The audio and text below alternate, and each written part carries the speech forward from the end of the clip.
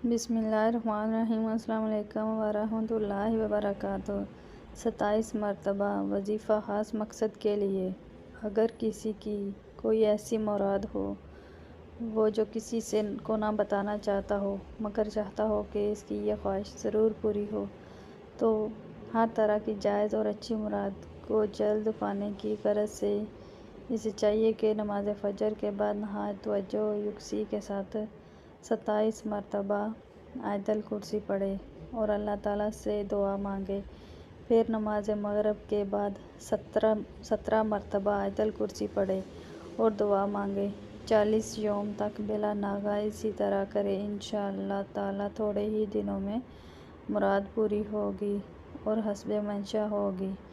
इस अमल को खुद भी करें और सदका जारिया की नीयत से दूसरों के साथ शेयर भी करें। अगर वीडियो अच्छी लगी है तो इसे लाइक करें और चैनल को सब्सक्राइब करें।